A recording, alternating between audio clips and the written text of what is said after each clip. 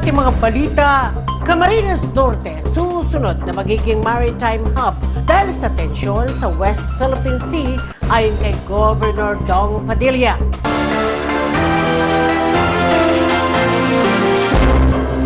At ngayon sa detalye ng ating mga balita, naniniwala si Camarines Norte Governor Recarte Padilla na dahil sa patuloy na pagtaas ng tensyon sa West Philippine Sea, kung kaya't magkakaroon ng shift of interest sa ruta ng mga cruise ship at iba pang sasakyang pandagat na papabor umano sa lalawigan ng Camarines Norte. Ang Camarines Norte can be the next maritime hub in Luzon.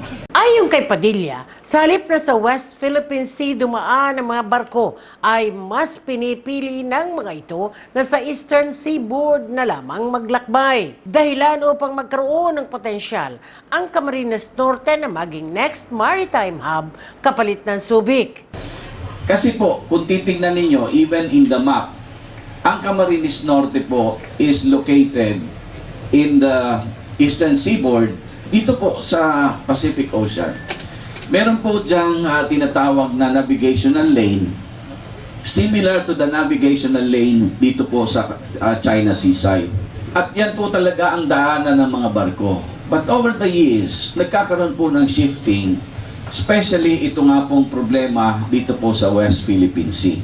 Paliwanag ng gobernador, base sa kanilang pag-aaral, ay umaabot lamang dito sa 8,000 barko ang dumadaan taon-taon sa navigational lane sa Eastern Seaboard, ngunit ngayon ay umaabot na sa 18,000 kada taon. Ito pong navigational lane sa Eastern Seaboard, ang dumadaan po dyan is about 8,000 ships a year. Dahil umano sa tensyon ng West Philippine Sea, bunsod ng pinag-aagawang teritoryo, kaya't sa kasalukuyan ay nasa 50 hanggang 56 na barko na ang dumadaan araw-araw sa Eastern Seaboard kung saan naman matatagpuan ang Camarines Norte. Probably because of the tension dito po sa West Philippine Sea.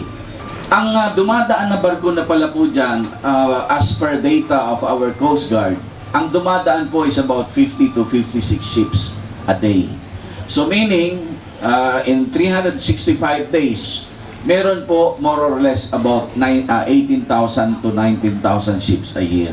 Kung ganyang karami ang dumadaang barko dito po sa West Philippine Sea, ibig pong sabihin, it is high time na talagang ma-realize po ito pong pagkakaroon o magkaroon ng involvement ang development po ng Camarines Norte into a next maritime hub in Luzon. Malaki aniya ang potensyal ng Camarines Norte, lalo't nakatakda na ang pagbubukas ng International Seaport sa harap ng bayan ng Jose Panganiban at ng paliparan naman sa Bagasbas sa bayan ng Daet. Ito pong probinsya ng Camarines Norte ay napakalaki ng potensyal. Magbubukas umano ito ng maraming oportunidad sa lalawigan, magpapalakas ng turismo at maghahatak ng mas maraming investors. Nakakalungkot para sa Subic pero magandang balita para sa Camarines Norte. Marami na pong mga locators na ang sabi nila ayusin lang natin ang atin pong infrastructure, airport, seaport, and of course, ang atin pong economic zone. Talaga pong tinitingnan nila seryoso na sila po ay lumipat o mag-relocate sa ating pong economic zone sa Camarines Norte. Naniniwala si Padilla na kung magkakaisa ang mga taga-Camarines Norte at magiging consistent, ay tiyak na makakamit ang inaasam na pag-unlad. Ang sana, ang mangyayari, magkaisa tayo para isulong natin ang kaunlaran ng ating bansa, ng ating lalawigan, ng ating bayan. Ako po nangangarap, darating din ang oras, darating din ang araw, ang mga Camarines Norte sisigaw naman ng One Camarines Norte.